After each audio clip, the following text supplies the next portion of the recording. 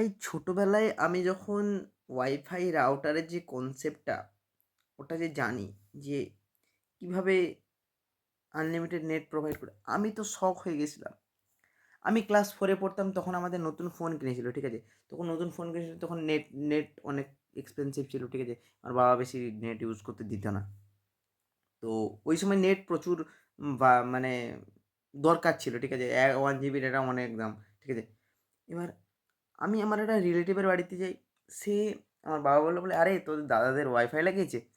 তুই দাদাকে বল যে ওয়াইফাইটা যেন খুলে দেয়। মানে ওয়াইফাইটা কানেক্ট করে দিতে বল।" মানে করলেন, বললে, "আনলিমিটেড নেট পাবি।" আমি বলি, "আনলিমিটেড নেট মানে? আনলিমিটেড? যত ইচ্ছে ইউজ করতে পারি?" বলে যে, "হ্যাঁ।" বলে, "যা ইচ্ছা তুই ডাউনলোড করে দিবি, যা।"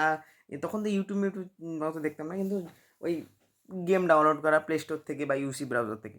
ঠিক আছে? আমি বলি, "সব গেম ডাউনলোড আমি তো সব গেম ডাউনলোড।" বলে, "হ্যাঁ, করে নে। যা ইচ্ছা ডাউনলোড করে নে।" আমি লিটারেলি শক খেয়ে গেছিলাম এবং কানেক্ট করার পরে মানে সত্যিই আমি মানে কত যে গেম ডাউনলোড করলাম, প্রায় ৩০-৪০ টা গেম ডাউনলোড করেছিলাম। তারপরের দিন পাপার ফোন আবার কি এটা হয়ে গেছিল। কিন্তু যাই হোক, আমি মানে কনসেপ্টটা দেখে আমি শক খেয়ে গেছিলাম লিটারেলি। যে ভাই কি এটা?